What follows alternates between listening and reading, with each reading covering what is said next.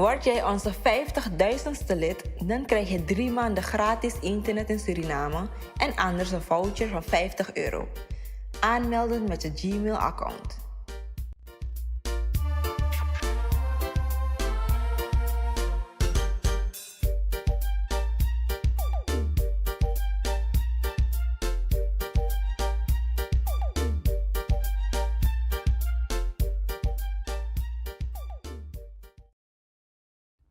Heb jij een bedrijf of product? Laat ons jouw product of dienst promoten.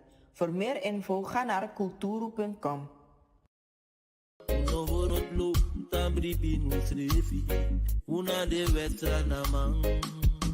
Vaderland, Suriname is je vaderland.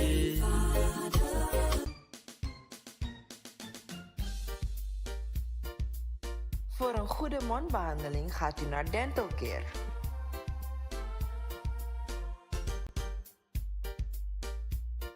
Dental Care gevestigd aan de Linnaeusstraat in Amsterdam-Oost. Deskundig en ervaren in tandcontroles, tandenbleken en spoedbehandelingen. Bel of kom langs voor een consult.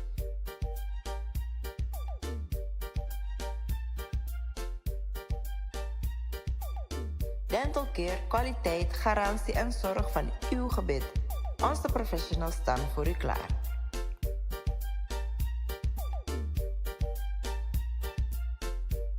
Oké, beste kijkers, daar zitten hier met Naomi Piqué. Voor de meeste mensen misschien toch wel bekend. Vooral als je met het vrouwenvoetbal bezig bent. En Naomi Piqué is speelster en voetbalster onder andere van het Surinaams elftal. Klopt toch? Ja, klopt. Ja, dat klopt. Ik wil met jou teruggaan in de tijd. Hè? Hoe ben jij begonnen met voetballen? En waarom? Waarom? Nou, ik zeg altijd, en dat is ook zo, mijn moeder zei altijd, zolang er een bal in de tuin lag of ergens, was ik daarmee bezig. Dus ja, een beetje cliché, maar een beetje liefde op het eerste gezicht met de bal. En leuk is nog, zeg ik ook vaak tegen mensen, dat ik heb eerst nog een kort jaartje, een seizoen op ballet gezeten. Maar uiteindelijk vond ik voetbal toch wat leuker, dus toen ben ik op voetbal gegaan. En dat ben ik gaan doen op mijn 7e ongeveer. Ja. Dus het was eigenlijk gewoon een beetje liefde op het eerste gezicht. En ik wilde gewoon graag voetballen, met die bal bezig zijn en lekker plezier hebben in het spel. Dus toen op mijn 7e ben ik op voetbal gegaan. Ben je op voetbal gegaan. En hoe, je ouders vonden dus eigenlijk vanaf het begin al goed? Ja, zeker. Ja, ik heb nooit het idee gehad van, oh god, mijn moeder vindt het niet goed dat ik op voetbal ga. Ja. Dus dat was altijd gewoon goed, ja. Okay. En welke club ben je begonnen? En waar woonde je toen? Toen destijds woonde ik in Houten, provincie Utrecht. En toen ben ik begonnen bij Delta Sport 95. Daar ben ik toen begonnen bij de F'jes, geloof ik. En toen, ik weet niet of dat nog zo heette, de E'tjes, de D'tjes, de C'tjes. Dat heet nu allemaal natuurlijk onder 17, onder 18. Ja. En wij begonnen bij de F'jes, toen naar de E'tjes gegaan. En toen ben ik, dat was nog bij de meisjes, bij de dames. En toen ben ik naar de jongens gegaan toen hoe oud zou ik zijn? Ik weet het, maar in ieder geval de D1 en de D2, de C1, C2 en toen heb ik nog bij de B2 gevoetbald. Dus ik heb uiteindelijk 5 jaar bij de jongens gezeten. En toen was het helaas tijd om weer terug te gaan naar de dames. Ik was zo gewend om bij jongens te spelen, dat het toch weer even een switch was om bij dames te voetballen. Toen ben ik naar vrouwen 1 gegaan, bij Delta Sport. Ook nog ik weet niet hoe lang ik daar precies heb gespeeld. Ik denk misschien een half jaar of een jaar, een seizoen. Als ik nu even terugdenk, ik kan me niet herinneren dat ik zeg maar een heel seizoen heb volgemaakt. En toen uiteindelijk kreeg ik een brief door de deur van ADO Den Haag en de KNVB in samenwerking. En zodoende ben ik zeg maar bij het schaduwteam van Jong ADO terechtgekomen en toen uiteindelijk naar Jong ADO gegaan. Nou, en zo via ADO, Excelsior, PC. Ja, is het balletje gaan rollen. Oké, maar je kwam dus bij Jong ADO terecht. Heb je daar last van dat je veel geleerd hebt, maar die overstap van die jongens naar jong, hoe was dat? Want ik kan me voorstellen dat het ook best wel een overgang is geweest. Hoewel de vrouwen ook ertussen nog zaten. Hè? Hoe was die overgang? Ja. De overstap? Ja, nou, ik moet zeggen, telkens als ik dan terwijl ik misschien van binnen wel weet van dit kan ik, dan is het toch telkens elke stap. Dan denk ik van, oh, maar hoe ga ik het dan doen? Bijvoorbeeld van Jong ADO naar Excelsior, van Jong naar een Eredivisie-team. Dan van, oh god, gaat het me wel lukken? Dus het is altijd voor mij iets geweest. Kijk, bij de jongens gaat natuurlijk gaat alles sneller, is alles fysieker. En bij de dames ook, maar op een andere manier. En dan ga je vervolgens naar een jong ADO met meiden van jouw eigen leeftijd. En dan merk je gewoon dat het qua voetbaltechnisch, zeg maar, daar zijn ook meiden natuurlijk gewoon snel en sterk, maar daar ben je gewoon meer echt aan het voetballen. En dan merk je dat je moet wennen aan dat tempo. En dat merk ik eigenlijk bij elke stap die ik tot nu toe heb gemaakt, is dat het tempo, dat hetgene is waar je aan moet wennen. Want natuurlijk, en in dat tempo leer je hoe je beter moet inspelen, hoe je beter moet aannemen, dat soort dingen. Los van dat je natuurlijk je eigen talent hebt, dat je dat allemaal gewoon goed kan. Maar dan is het de uitdaging om dat op datzelfde tempo waar je dan in terecht komt, ja, ook voor elkaar te krijgen, zeg maar. Dus dat is denk ik voor mij het grootste verschil of de uitdaging geweest. Ja, dus dat je moet aanhaken, zeg maar, om aan dat niveau, zeg maar, te wennen. Toch? Ja, precies. Ja. Ja, nee, dat snap ik. Maar het is je uiteindelijk wel gelukt, want je hebt 3 jaar bij ADO, heb je bij ADO gespeeld. Heb je er ook veel geleerd? Ja, tuurlijk. Ja. Elke dag dat ik op voetbal heb gezeten, leer je. Dus ook al was dat bij Delta Sports, bij de F'jes of nu tot de dag van vandaag dat ik bij PSV zit, elke dag leer ik. En ik heb natuurlijk dan bij ADO gezeten op een bepaalde leeftijd en Excelsior en nu bij PSV, ik ben nu 23. Dus het verschilt nog ook weer hoe oud je bent en hoe je met bepaalde dingen omgaat. En bij ADO zat ik nog op school en dat soort dingen en veel reizen. Nou, op een gegeven moment dan ben je afgestudeerd en dan ga je werken, dus dan verandert je leven ook nog weer een beetje.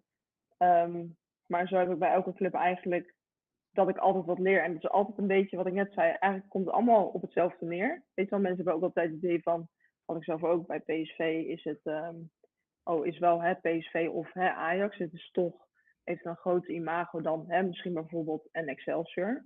Ja. Maar ja, goed, het zijn ook gewoon allemaal meiden. Het zijn ook gewoon allemaal doodnormale trainers. Ja. En iedereen is bezig met zijn eigen ding. Alleen misschien op een net ander niveau. Maar het is niet zo dat bij PSV we met hele andere dingen bezig zijn. Alleen die zijn misschien in sommige fases wat verder. Nou, en zo pas je je telkens aan en ontwikkel je als mens en als speelster, zeg maar. Bij de club waar je zit, in mijn geval. Oké, maar en dan wil ik weer even terug in de tijd. Hè? Want had je dit, was dit ook altijd wat je echt wilde? Want nu ben je, ja, ik kan gewoon gerust zeggen, je bent op profvoetbal ben je bezig. En was dit ook je droom om profvoetbalster te worden? Ja, ik zei altijd wel, ik zeg mam, ik wil of autoverkoper worden, want ik auto's ook altijd leuk vond. Ja. Niet per se dat ik dacht, auto's verkopen lijkt me echt superleuk, maar gewoon die auto's. Of ik word profvoetbalster. Dat zei ik wel altijd, maar het was nooit dat ik dacht van, ja, het is een beetje raar, natuurlijk dromen, maar het is nog niet dat ik dacht, dit ga ik sowieso halen en dat ga ik sowieso doen. Ik heb altijd gewoon gezegd, ik ga voetballen voor mijn plezier. En ik ben heel erg bevoorrecht en dankbaar dat ik dat op dit niveau mag doen. Op een niveau wat bij mij past. En toen was dat ADO, toen was het Excelsior, nu is het PSV. En wie weet wat er in de toekomst nog in het verschiet zit. Maar ja, het is wel altijd een droom geweest. Dat wel. En en dan heb je dat nu gerealiseerd. Hè? Want dat kan je ook gerust zeggen dat je dat toch bewerkstelligd hebt. Heb je nog dromen? Heb je nog wensen? Nou ja, wat ik ook altijd zeg, is dat ik graag, mijn droomclub is Barcelona. Dat is van jongs af aan eigenlijk altijd gewoon het tiki-taka van Barcelona. Met Xavi, Messi, Dani Alves, dat team. Dus dat heb ik altijd een beetje voor ogen van, zou me zo mooi lijken om bij zo'n club te spelen. En natuurlijk, ik geef de reden aan de mannen. Dus je gaat natuurlijk niet bij de mannen spelen, maar gewoon bij een damesteam uiteraard. Maar ik heb Barcelona altijd als droomclub gehad. Dus, en dat zal altijd zo blijven. En Engeland, niet over nagedacht, Engeland, om daar actief te zijn als voetbalster? Jawel, zeker. Zeker, ja, uiteraard. Engeland is de beste, dan wel een van de beste competities natuurlijk in Europa. Dus als er een club uit Engeland komt zou ik zeker niet zeggen, dat ga ik niet doen. Dat is natuurlijk hartstikke leuk en een enorme eer als je daar mag voetballen. Bij een Arsenal, bij een Chelsea. En nog andere clubs die er ook aankomen. Dus nee, dat lijkt me ook hartstikke leuk. Maar mijn droomclub is altijd Barcelona geweest. Barcelona Dus geweest. Oké. vandaar het antwoord. Ja. Nee, duidelijk. Ik zit weer te denken aan, oké, je hebt eerst bij Excelsior, ADO en nu kom je bij PSV. Ja. Hoe is dat balletje gaan rollen? Had je dat verwacht? Want het kwam best wel verrassend, toch? Om van ADO naar PSV te jumpen. Zag je dat? Van Of ADO naar Excelsior eerst. Ja, en toen van Excelsior naar PSV. Juist, Ja, ja. klopt. Ja, nou, het laatste, in principe ben ik altijd aanvalser geweest. En toen, linksbuiten, toch? Zag ik. ja, klopt. Ja, linksbenig ook. En toen bij Excelsior hadden we een soort van probleempje dat iemand raakte zwaar geblesseerd bij ons in het team. Dat was heel vervelend. En toen was het eigenlijk van de puzzel is nog niet helemaal compleet, zeg maar. En ik had al ook op meerdere plekken gestaan. Niet alleen linksbuiten, maar ook linksback of af en toe op het middenveld. Dus toen had de trainer me opgebeld en die had gevraagd van Naomi, zou jij links centraal willen spelen? Om te kijken of dat eventueel werkt. En dat was een week voor de start van de competitie. Dus dat was ook nog enigszins risicovol om te gaan proberen nog in die korte tijd die we hadden. Maar goed, dat pakte voor mij en ook voor Excelsior deels gewoon goed uit. Dus toen heb ik eigenlijk een heel seizoen gewoon links centraal gestaan, dus in de achterhoede. En toen uiteindelijk, ergens voor de winterstop nog, toen speelde hij een wedstrijd tegen PSV. Ja, dat was een prima wedstrijd voor mij en dat is voor PSV de aanleiding geweest om mijn zaakwaarnemer zeg maar een berichtje te sturen van hoe zit het met Naomi, zeg maar. Ze hebben, die wedstrijd was voor hun een soort van, die moeten in de gaten houden. Toen hebben ze voor mij beelden gekeken nog van andere wedstrijden. En toen dachten ze van Naomi past goed in ons plan voor de toekomst. Dus zo is PSV bij mij terechtgekomen. Eigenlijk een soort van heel, hoe moet ik het zeggen? Maar niet spontaan, maar onverwachts. Maar zeg maar, we hadden ongeluk bij Excelsior met even zo gezegd de horrorblessure. En dat was voor mij aan die andere kant ook een gelukje geweest. Dat PSV mij heeft gezien daardoor. Zeker. Maar dan vraag ik me... Eigenlijk, ik ga bijna stotteren gewoon. De eerste vraag die dan in me opkomt. Waar speel jij zelf het liefst? Want eigenlijk, je bent begonnen als linksbuiten. Dus dat is een hele omschakeling om dan, weet je, een laatste vrouw te gaan spelen. Maar waar speelt Naomi het liefst? Welke positie? Ja, die vraag krijg ik vaker. Ja, en dat is ook volkomen terecht. Ja. Nee, ik heb ook gezegd dat het is natuurlijk ook niet voor niets dat natuurlijk je speelt ook in het belang van het team. En als je achterin moet gaan staan en dat werkt goed, ga je daar staan. Ook heb je daar misschien niet, sta je er niet helemaal voorkomen achter. Maar ik merkte ook juist toen ik daar stond van, dit is ook zeg maar hoe ik mijn kwaliteiten kan gebruiken en mezelf verder kan ontwikkelen. En het team kan meehelpen in de ontwikkeling, zeg maar. Dus toen ik daar stond, dacht ik eigenlijk, dit is wel heel fijn. En ik heb sowieso rust in mijn spel, dus ik kon het ook goed gebruiken vanuit achter om die rust te hebben. Of tenminste, om die rust te hebben voor in het team. Dus het liefst speel ik eigenlijk gewoon links centraal, kan ook linksback spelen. Dus uiteindelijk ben ik erachter gekomen dat ik gewoon links centraal gewoon tot mijn recht kom. Ja. Dus de antwoord op je vraag is dan links centraal. Echt?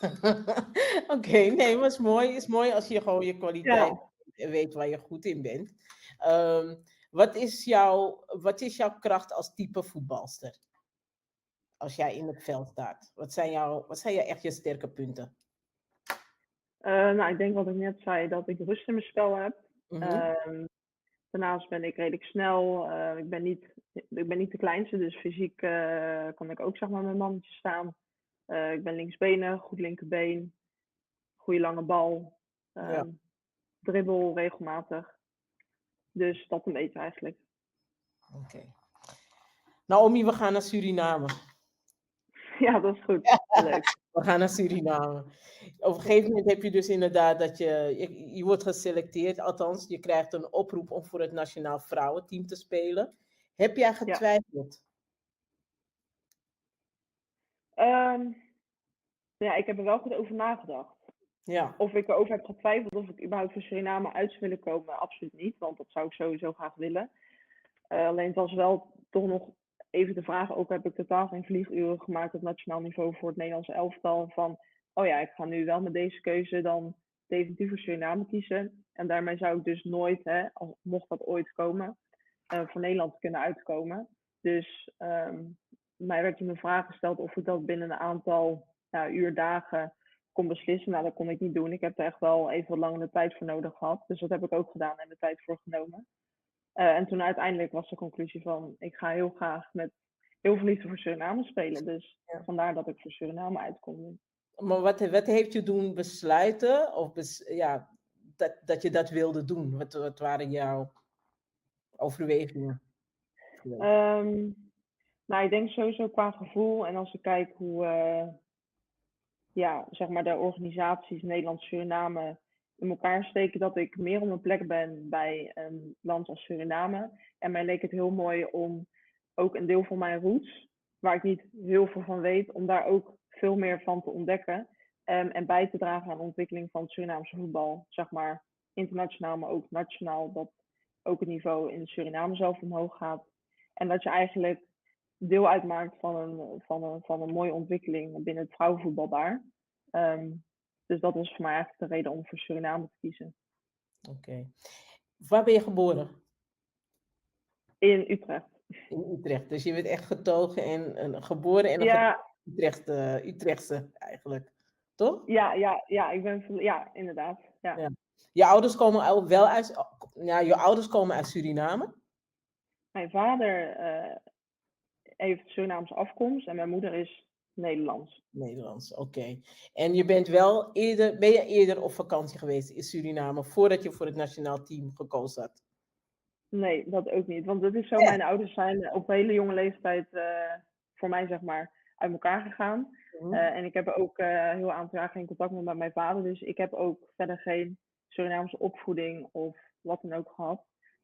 Ik had altijd nog wel van, ik zou wel een keer naar Suriname willen. Maar dat was het tot op, heden nu natuurlijk ben ik er wel geweest. Maar daarvoor niet van gekomen.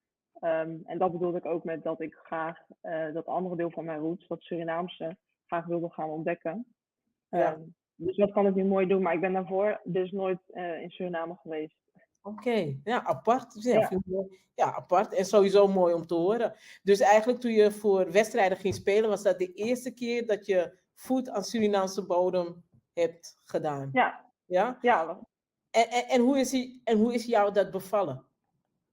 De sfeer, de cultuur, de mensen? Ja, heel goed eigenlijk. Eigenlijk vanaf minuut 1 eigenlijk al goed. Ik wist natuurlijk al, het is een verschil qua cultuur en allerlei andere zaken ten opzichte van Nederland. Maar ik dacht, ik ga er gewoon open-minded in en ik laat gewoon alles om me afkomen. En eigenlijk vanaf moment 1 totdat zeg maar weer het vliegtuig zijn ingestapt, 1,5 week, 2 weken geleden. Ja, is het voor mij toch, ook heb ik, wat ik net al zei, ben ik niet Surinaams opgevoed of wat dan ook, of was ik eerder geweest. Ik vond het wel gelijk als een soort van thuiskomen. Dus ik blik ook altijd gewoon terug op gewoon een hele mooie tijd die we daar hebben. En we zijn dan met ongeveer, ligt een beetje aan, maar ongeveer 6 tot 9 diaspora-meiden vanuit Nederland. Ja. En dan de rest zijn dan meiden vanuit Suriname zelf. En aan het begin was het nog een beetje wennen, want logisch, we hebben hele andere levens natuurlijk. Dus het is altijd nog een beetje zoeken van hoe komen we zeg maar tot die connectie met elkaar. Maar dat gaat ook steeds beter, dus dat is ook heel leuk om te zien, om dat proces binnen het team te zien. Maar ik heb altijd gewoon een gevoel gehad van thuiskomen en gewoon een goede sfeer, een goede vibe. Ook al is het leven daar heel anders dan in Nederland. Dus ik baal altijd als we weer terug gaan, zeg maar. Laat ik het zo zeggen. Ja, mooi. Nee, is ook mooi om te horen. Maar en als je het hebt over goede vibe, goede sfeer, de taal die jullie met elkaar praten, is dat Surinaams of is dat Nederlands? Nee. Ik ga wel mijn best doen om Surinaams te leren. Maar volgens mij zijn er misschien een aantal meiden vanuit Nederland, zeg maar, die het wel verstaan, niet spreken. En de meiden vanuit Suriname praten ook wel gewoon, zeg maar, een mix. Dus gewoon Nederlands en Surinaams, maar wij verstaan dat niet. Maar wij praten gewoon onderling, zeg maar, als we in een groep zijn. Of ik praat met iemand vanuit Suriname, of uit Suriname zelf praten we gewoon Nederlands. Dus we Oké. kunnen wel gewoon communiceren met elkaar. Het is niet zo dat de groep uit Nederland helemaal niet kan communiceren met de meiden uit Suriname en andersom. Ja. Dus dat is geen probleem. Nou, jullie waren de laatste wedstrijd die we gezien hadden, waren jullie succesvol, hè? Dat was 10-0, hè, geloof ik, gewonnen. 11. Wat vind je van het niveau, het voetbalniveau? Eerlijk. Ja, nou goed. Het is anders. Ja. Ja, nee, er wordt natuurlijk ook heel vaak gezegd dat mannen- en vrouwenvoetbal moet je niet met elkaar vergelijken. Mhm. En dat is ook zo'n dingetje als, ja, het Nederlands voetbal moet je niet met het Surinaamse voetbal gaan vergelijken, want dat ligt gewoon een heel aantal jaren achter. Zeg maar, het niveau wat nu in Suriname is, hebben wij in Nederland ook gehad. Alleen omdat wij andere middelen, andere faciliteiten hebben, kunnen wij dat veel sneller ontwikkelen in Nederland. En dat is in Suriname anders. Dus natuurlijk voetbal ik nu niet op het niveau als wat wij in Suriname doen. Maar het is wel heel leuk om te zien dat meiden vanuit Suriname die dan in het elftal zitten, wel kunnen aanhaken met ons niveau dat er nu is. Mhm. Dus het is absoluut, zeg maar, het is ook niet voor niets dat we... Kijk, aan het begin was het misschien een beetje moeizaam, moet je wennen, maar dat is ook logisch, want je hebt een team bij elkaar, wat nooit met elkaar heeft samengespeeld, zeg maar de meiden uit Nederland niet. En dan komen wij nog even in een team wat langere tijd bij elkaar is geweest. Dus aan het begin was het nou niet per se dat we Barcelona zijn, dat zijn we natuurlijk nog steeds niet. Dat is het doel, dat tiki-taka voetbal. Maar je ziet wel dat in de loop der tijd, en ook omdat we de laatste 3 maanden 3 keer 10 dagen ongeveer zijn samengekomen, dat je gewoon ziet dat we aan het groeien zijn als team en ook in ons spel. En ja, wat ik van het niveau dan vind, ja, ik vind dat gewoon goed en leuk om te spelen. Voor hoe het is daar, zeg maar, aan die kant van de wereld, zeg maar. Dus Nee, ik denk dat we daar... Ja, nee, praat maar. Ja, ik denk dat we daar goed progressie met elkaar aan het boeken zijn. Om uiteindelijk, zeg maar, tegen landen als Mexico bijvoorbeeld, dat soort landen, en misschien even wat landen die nog onder Mexico zitten, om uiteindelijk ons met die landen te gaan meten. En ik denk dat je dan goed bezig bent. Ja, maar ik kan me ook voorstellen dat de wedstrijden die jullie nu hebben gehad, dat heeft, ja, daar heb je hebt het over meting, maar wat zijn uiteindelijk de doelstellingen? Zijn er doelstellingen op korte termijn? Wat jullie Ja, als op korte team, termijn. ja, wat jullie als team of als selectie willen bereiken, is dat helder? Is dat duidelijk? Nou, het is sowieso anders dat wij zijn tot nu toe alleen maar bij elkaar gekomen als we iets officieels hebben. We zijn er ook mee bezig om voor te zorgen dat we ook gewoon oefenen interlands kunnen spelen. Of dat we een trainingskamp met elkaar hebben om nog meer naar elkaar toe te groeien als team en ons verder te kunnen ontwikkelen als team. En ja, op korte termijn, je hebt altijd, ik weet ook niet precies hoe dat zit met die toernooien, zeg maar, die er zijn. We hebben nu bijvoorbeeld voor, ja, hoe noem je dat, de prelims gehad van de Gold Cup. Dus kwalificatie om uiteindelijk nog 1 wedstrijd te spelen in februari, waar we dus helaas niet naartoe gaan. Om je uiteindelijk te kwalificeren voor de echte Gold Cup. En dan is dan volgend jaar, het eerste halfjaar, is niks officieels. En dan eind van het jaar is weer de vraag wat er dan komt. Is dat Nations League of is dat kwalificatie voor een ander toernooi? Dus op korte termijn kunnen wij nu niet echt zeggen, oh, we willen echt nu daar aan meedoen, omdat op korte termijn ook niet echt wat is. Op korte termijn zou je wel kunnen zeggen, wij willen ons verder ontwikkelen als team, waarvoor oefeninterlands nodig zijn of trainingskampen. En op de lange termijn zouden we natuurlijk uiteindelijk graag ons willen kwalificeren voor gewoon een mooi eindtoernooi of bijvoorbeeld een Gold Cup. En het scheelde ook weer niet heel veel of we hadden wel bijvoorbeeld nog die laatste wedstrijd in februari kunnen spelen. Nou, mocht helaas niet baten. Maar op zich zijn dat wel onze plannen, zeg maar, om voor een eindtoernooi ons te kwalificeren. Oké. Maar het is nog niet duidelijk van hoe jullie daar willen komen. Nou, dat is niet helemaal zeg maar uitgestippeld op een papiertje, nee. Maar dat is wel, daar hoort eerst bij dat we oefeninterlands kunnen spelen en trainingskampen kunnen hebben. En zeg maar in Europa, de landen die het goed doen, die doen ook niet ineens uit het niets dat ze het goed doen. Die hebben daar ook tijd voor nodig gehad en dat ze met elkaar bezig moeten zijn en die oefenwedstrijd spelen. Dus dat moet nu eerst bij ons gaan gebeuren. Voordat we echt misschien kunnen zeggen, oké, we gaan het nu zo en zo doen om dit te behalen. Maar niemand gaat dus zeggen, nou ik vind dat prima zo en af en toe een wedstrijdje spelen is leuk. Dus we hebben absoluut wel de ambitie natuurlijk om ons te kwalificeren een keer voor een eindtoernooi. En als je praat over we, zijn het de speelsters die daarvan dromen of alles eromheen? Alles eromheen. Okay. Ja, dus ook denk ik niet voor niets dat er ook wordt geïnvesteerd in zeg maar meiden buiten Suriname. Dus ja, de SVB zal vast een plan hebben om uiteindelijk dat doel te behalen. Ja, oké. Nou heb ik je zien spelen in het nationaal team van Suriname. Want ik moet eerlijk zijn, je viel me op hè, als laatste vrouw. Ik kan me voorstellen dat je daar ook heel prettig bij voelt om die positie in de laatste linie in te nemen voor het nationaal team. Ja, klopt. Ja, zeker. Ja, sowieso Nederland voelde me daar al comfortabel bij. En ook gewoon vanuit voor het Surinaamse elftal. Om toch een steun en basis te kunnen zijn voor het team. En daar zeg maar de rust te kunnen bewaren. En dat door te kunnen schuiven naar de volgende linie, zeg maar, de middenvelders en de aanvallers. Dus ja, dat vind ik zeker een fijne positie. Om daar te spelen, ja. Oké, nee, dan heb ik het goed gezien. Ja.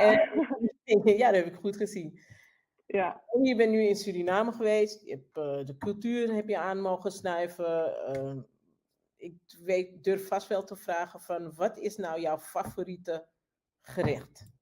Is Surinaamse.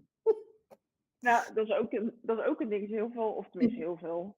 Een aantal dingen die wij hebben gegeten of die wij dan krijgen tijdens het avondeten of middageten. Dan is het ook van, oh ja, wat is dat? Dus dat is dan echt typisch Surinaams. Dus dat niet alleen ik, maar ook andere meiden, dat maakt verder niet uit. Maar die kennen dat altijd. Maar in principe is roti of lekker Surinaamse bami wel mijn favoriete gerecht. Maar kende je dat al van Nederland of heb je het daar leren? Ja. Nee, dat zou wel, tenminste erg, dat maakt ook niet uit, maar dat ken ik uiteraard wel. Ik word ook, mijn bijnaam is Bami, omdat ik vanaf mijn 7e ongeveer al Bami word genoemd. Niet vanwege de Surinaamse Bami, maar toen destijds een andere Bami. Ja. Maar goed, dus als we daar zijn en iedereen noemt me daar ook, tenminste de meesten noemen mij daar ook Bami. Dus als we Bami eten is het, oh, Bami, weten Bami. Dus... Dan durf ik ook meteen een volgende vraag te stellen. Heb je wel eens een Surinaams gerecht gemaakt? Bami, dus in deze? Of iets anders? Nou, ik zelf nooit eigenlijk. Moet misschien wel een keer gaan doen. Nu je deze vraag stelt. Het is wel leuk om een keer te doen. En lekker uiteraard. Mijn moeder maakt wel af en toe bami. Oké, lekker. En we hebben gisteren nog suikersoep op bijvoorbeeld. Dus dat doe je ook al. Ja. Okay. Ja. Heb je voor ons nog een Surinaams woordje wat je daar in ieder geval geleerd hebt? Nou ja, echt een woordje heb ik niet. Ja, migado, maar ik weet niet echt Dat heb je echt gehoord. Ja. Nee, ik heb niet echt nu een ander woord dan dat ik nu weet. Maar ik ga dus wel mijn best doen om wat meer te verdiepen in de taal. Dus als je het misschien een paar weken later of over een paar maanden vraagt, dan zou ik heus wel woordjes weten. Of terug. Gaan we doen. Ja, dat is okay. We gaan Suriname weer even loslaten. We gaan weer even terug naar Nederland. Want je speelt nu bij PSV. Is je eerste jaar ook, hè, dat je bij PSV speelt. Ja. Wat zijn voor jou je doelstellingen nog bij PSV? Wat wil je met PSV bereiken? En heb je daarover een kleine carrière vooruitgestippeld? Voor nu?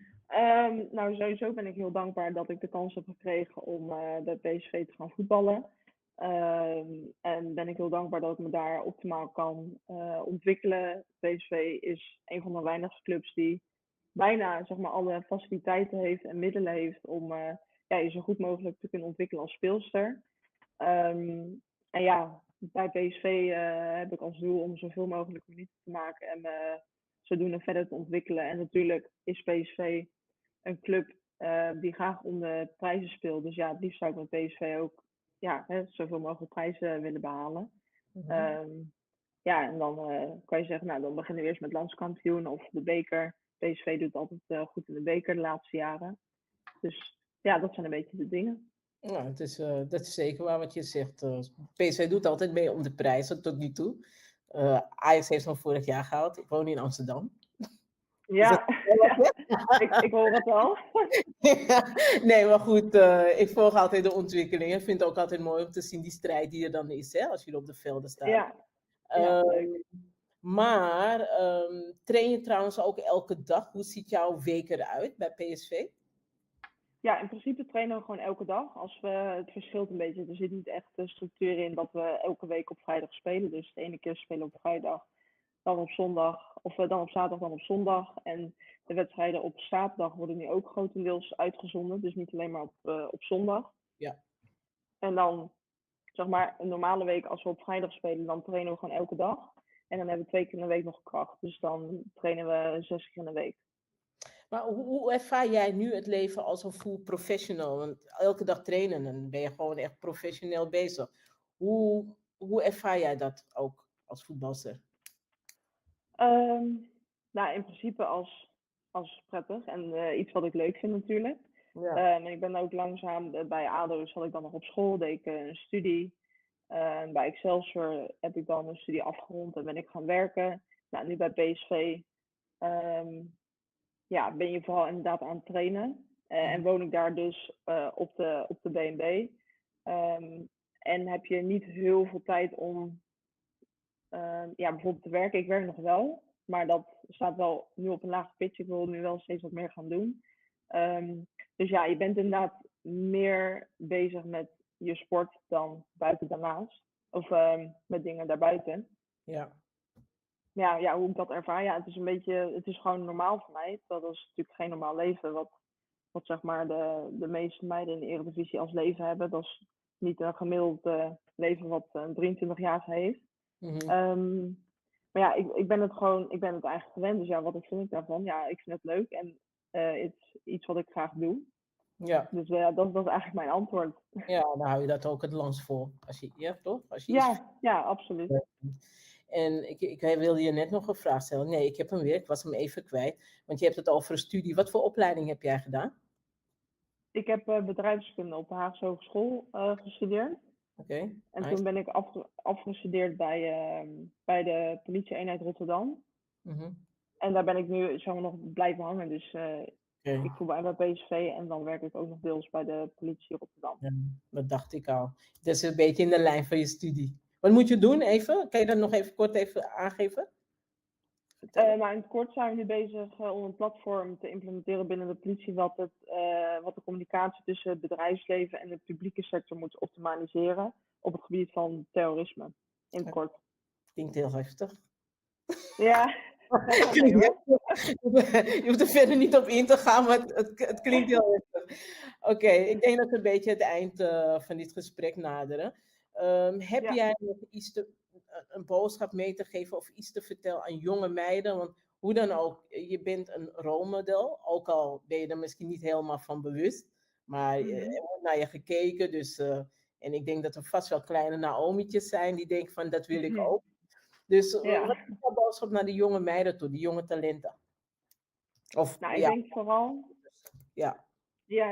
Nee, ik denk vooral dat zeg ik altijd zelf. En als mensen dat aan mij vragen, dan geef ik dat ook altijd mee. Of zeg ik dat het doel, ook al is dat in heel wat anders, of binnen het voetbal, maakt niet uit. Doe iets waar je plezier in hebt. En blijf dat vooral doen zolang je daar plezier in hebt. En zorg er gewoon voor dat als je jezelf aankijkt in de spiegel, dat je daar alles aan hebt gedaan. En probeer gewoon te genieten van elke seconde waar je mee bezig bent. En als dat dus in de voetballerij is, dan zou ik er helemaal van genieten. Want het is niet voor veel mensen weggelegd. Als je dat uiteindelijk kan doen. En zo niet op misschien het niveau wat je wil.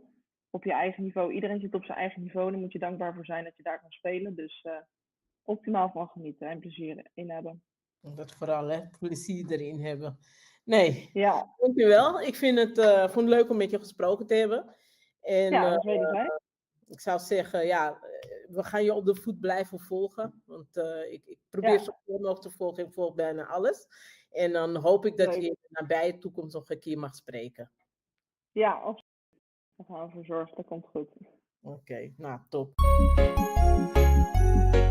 Suriname altijd dichtbij, je sapt vatten. In Meati, Srana.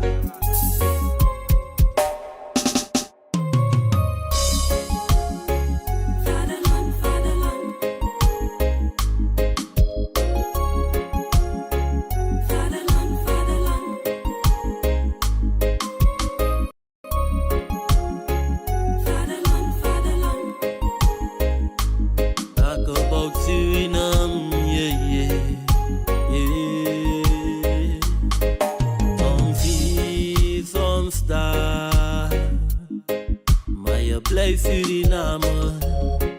Misa fetigi mama Suriname.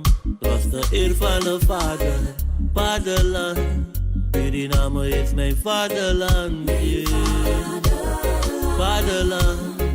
Suriname is mijn vaderland. Deki Sofia, Flora kom met nieuw weer. Bronzie Albina, ina stil meer. Dape she's ana beautiful. Dape she's ana wonderful. Nikeri koroni, komit saramaka. Matare di doti, komit patamaka. Dape ego she's ana beautiful.